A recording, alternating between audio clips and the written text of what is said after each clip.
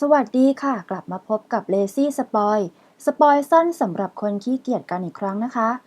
วันนี้เราจะมาเล่าเรื่องราวประวัติศาสตร์เบื้องหลังมินิซีรีส์เรื่องใหม่ที่ยังไม่มีกำหนดฉายของนิโคลัสกาลิซีนหรือเฮนรี่แห่ง Red White and Royal Blue กันค่ะซีรีส์เรื่องใหม่ของนิกเรื่องนี้นะคะชื่อเรื่อง Mary and George Mary เนี่ยคือชื่อแม่นะคะส่วน George เนี่ยก็คือลูกชายผู้เป็นยอดรักของกษัตริย์เจมส์ที่1แห่งอังกฤษในช่วงศตวรรษที่17ค่ะซึ่งนิโคลัสก็เล่นเป็นจอร์จนี่แหละค่ะส่วนจูเลียนมัวก็เล่นเป็นแม่นะคะแล้วเรื่องราวมันน่าสนใจยังไงมันก็น่าสนใจตรงที่ว่าเมื่อปี2017มีหนังสือชื่อ The King's Assassin ที่บันทึกเรื่องราวความรักของทั้งสองคนเอาไว้ด้วยโดยผู้เขียนชื่อว่าเบนจามิน วูลลีย์และเรื่องของจอร์จนี้สิ่งที่ต้องพูดถึงเป็นอย่างมากก็คือความพยายามของแมรี่ผู้เป็นแม่ที่ทำทุกวิถีทางเพื่อปลุกปั้นลูกชายให้ได้เป็นคนโปรดของกษัตริย์เจมส์ค่ะเอาละค่ะเรามาเข้าเรื่องกันเลยดีกว่าจอร์จมีชื่อเต็มๆว่าจอร์จวิลลิเออร์สเกิดในปี1592ที่เมืองเลสเตอร์เชอร์เป็นบุตรของเซอร์จอร์จวิลลิเออร์สและแมรี่หญิงสามัญชนคนธรรมดาซึ่งต่อมาเมื่อเซอร์จอร์จผู้พ่อตายตอนที่จอร์จจูเนียร์อายุได้14ปีแมรี่ก็กลายเป็นแม่ม่ายแล้วนางก็เล็งเห็นถึงศักยภาพของลูกชายก็เลยพยายามหาเงินส่งจอร์จผู้เป็นลูกไปเรียนรู้วิทยาการต่างๆที่ฝรั่งเศสเพื่อที่จะได้กลับมาทำงานเป็นข้าราชบริพารในวังซึ่งที่ฝรั่งเศสเนี่ยจอร์จก็ได้เรียนภาษาฝรั่งเศสซึ่งคนชั้นสูงในอังกฤษสมัยก่อนเขานิยมเรียนกันเพื่อให้ดูดีในวงสังคมชั้นสูงและจอร์จก็ยังได้เรียนการเต้นรำการฟันดาบซึ่งเขาก็ทำมันได้ดีมากๆแล้วก็พูดภาษาฝรั่งเศสได้บ้างอาจจะไม่เก่งมากแต่ก็คือพูดได้นะคะจากนั้นสิ่งเหล่านี้เนี่ยก็ทำให้จอร์จเป็นชายหนุ่มที่มีเสน่ห์มากๆจนตอนที่จอร์จอายุได้21ปีเขาก็ได้ไปร่วมในงานล่าสัตว์ที่เมืองแอปทอปและในงานล่าสัตว์นี่เองจอร์จก็ไปสะดุดตาคิงเจมส์ที่1เข้าให้แล้วจากนั้นจอร์จก็เลยได้รับการสนับสนุนให้เข้าไปทำงานในวังในตำแหน่งคนรินเหล้าซึ่งก็ทำให้เขาได้มีโอกาสพูดคุยกับคิงเจมส์มากขึ้นจากนั้นเขาก็เริ่มปิ๊งปังกันตอนนี้แหละค่ะแล้วจอร์จก็ยังได้แสดงการเต้นรำในงานรื่นเริงของวังด้วยซึ่งก็ทำให้เขาได้โชว์ความสามารถทางการเต้นรำแล้วก็เรือนร่างที่งดงามซึ่งได้รับการบรรยายว่าเป็นชายหนุ่มที่มีใบหน้าเกลี้ยงเกลา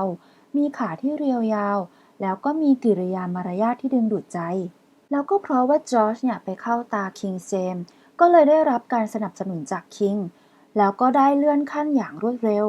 แล้วก็ได้กลายเป็นขุนนางในวังได้รับตำแหน่งเป็นอัศวิน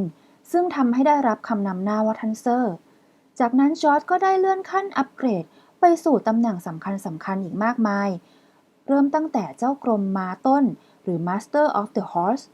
จากนั้นก็ได้เป็นขุนนางระดับสูงเริ่มตั้งแต่บารอนไวท์เคาท์เอิร์ลจนได้เป็นท่านดุ๊กออฟบักกิงแฮมในที่สุดซึ่งดุ๊กเป็นตำแหน่งของขุนนางที่สูงที่สุดของราชอาณาจักรอังกฤษและจอร์จก็ถูกบันทึกไว้ด้วยว่าเขาเป็นท่านดุ๊กคนแรกและคนเดียวที่ไม่ได้มีเชื้อสายกษัตริย์จอร์จได้เลื่อนตำแหน่งพรวดพลาดขนาดนี้ไม่ต้องบอกก็คงรู้ใช่ไหมคะว่า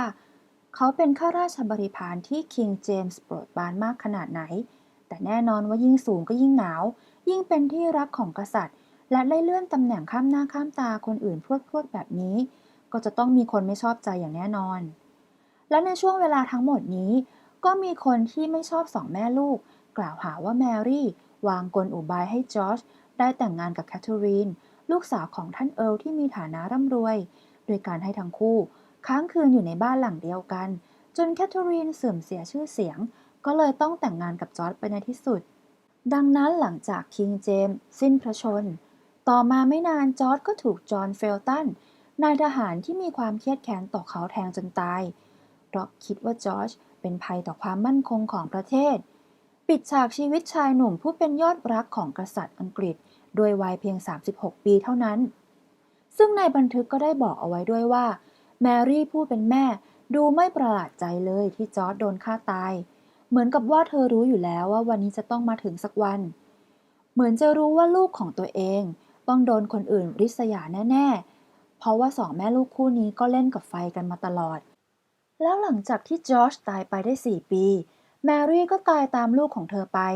ศพของทั้งคู่ถูกฝังเอาไว้ที่มหาวิหารเวสต์มินสเตอร์จนถึงปัจจุบัน แล้วทีนี้มันก็จะมีเรื่องราวของจดหมายรักที่คิงเจมส์และจอร์จส่งหากัน ซึ่งก็ถูกเก็บเอาไว้ในพิพิธภัณฑ์ แล้วก็มีการคัดลอกออกมาเพื่อให้คนรุ่นหลังได้อ่าน ซึ่งภาษาที่ใช้มันก็ออกจากโบราณนิดนึง เป็นแนวเชคสเปียร์นะคะ ซึ่งเราก็พยายามแปลเท่าที่จะแปลได้ แต่ว่าถ้าแปลตรงไหนผิดก็ขออภัยมาณที่นี้ค่ะ แต่ว่าเดี๋ยวจะใส่ลิงก์เอาไว้ให้ตรง description นะคะ ถ้าใครสนใจก็ตามไปอ่านกันได้ ส่วนเกร็ดเล็กเกร็ดน้อยเกี่ยวกับเรื่องราวความรักของเจมส์และจอร์จก็เริ่มกันตั้งแต่ชื่อเล่นที่คิงเรียกจอร์จว่าสตีนี่ซึ่งมาจากชื่อของเซนต์สตีเฟนซึ่งได้รับการขนานนามว่าเป็นผู้ที่มีใบหน้าเหมือนเทวทูตโดยตอนหนึ่งในจดหมายรักของทั้งคู่ซึ่งก็มีอยู่หลายฉบับมากๆคิงเจมส์เขียนเอาไว้ว่าขอพระเจ้าอวยพรเด็กน้อยและภรรยาที่น่ารักของฉัน และโปรดทำให้พ่อและสามีที่รักของเธอสบายใจ คือในภาษาอังกฤษเนี่ยคิงจะขึ้นต้นหัวจดหมาย โดยเรียกจอร์จว่า child and wife เสมอนะคะ ส่วนจอร์จก็ตอบจดหมายคิงไปด้วยถ้อยคำที่พรรณนาความรักและความภักดีของเขา ข้าเพียงปรารถนาจะมีชีวิตอยู่ในโลกนี้เพื่อท่านเท่านั้น อีกประโยคนึงจอร์จก็บอกว่าข้าจะอยู่และตายโดยยังเป็นคนรักของท่าน จดหมายรักของทั้งคู่เนี่ยนะคะถือว่าเป็นสิ่งที่มีคุณค่าทางประวัติศาสตร์นะคะถ้าใครอยากจะตามไปอ่านก็ต้องเตือนกันเอาไว้ก่อนว่าลายมือของคนโบราณเนี่ยอ่านยากมากๆเพราะว่าเป็นตัวเขียนนะคะแล้วก็เขียนด้วยผู้กันขนนกหรือปากกาคอแร้งส่วนมินิซีรีส์เรื่อง Mary and George ก็เป็นซีรีส์อังกฤษที่มีความยาวทั้งหมด7 ตอนนะคะแต่ว่าตอนนี้ยังไม่มีประกาศกำหนดฉายออกมา แล้วภาพโปรโมทซีรีส์ก็มีให้ดูกันแค่3-4 ภาพเท่านั้น นั่นก็เลยเป็นเหตุผลว่าทำไมคลิปนี้ถึงได้มีรูปน้อยค่ะ แล้วมันก็จะไม่ได้มีฉายในสตรีมมิ่งเจ้าดังด้วยนะคะ เพราะว่าเขาจะเอาลงแค่ช่องเพย์ทีวีในอังกฤษ อเมริกา ออสเตรเลีย นิวซีแลนด์ แล้วก็อินเดียค่ะ แต่ว่าก็ไม่แน่เพราะว่าตอนนี้นิโคลัสกาลิซีนดังเป็นพลุแตกแล้ว อาจจะมีการซื้อมาลงพรามวิดีโอหรือว่า Netflix ก็ได้ค่ะ ยังไงถ้าแมรี่และจอร์จประกาศกำหนดฉายแล้ว เราจะเอามาบอกกันในโพสต์และช็อตของช่องนะคะ เผื่อว่าใครมีญาติอยู่เมืองนอกจะได้หาดูกันได้ค่ะ จบแล้วนะคะกับการสปอยสั้นเรื่องราวทางประวัติศาสตร์เบื้องหลังมินิซีรีส์เรื่องใหม่ Mary and George ซึ่งเป็นเรื่องราวความรักของกษัตริย์เจมส์ที่1และจอร์จวิลลิเออร์สอย่าลืมกด Subscribe กดไลค์กดแชร์เพื่อเป็นกำลังใจให้กับช่องของเราด้วยนะคะ ขอบคุณสำหรับการติดตามรับฟังค่ะ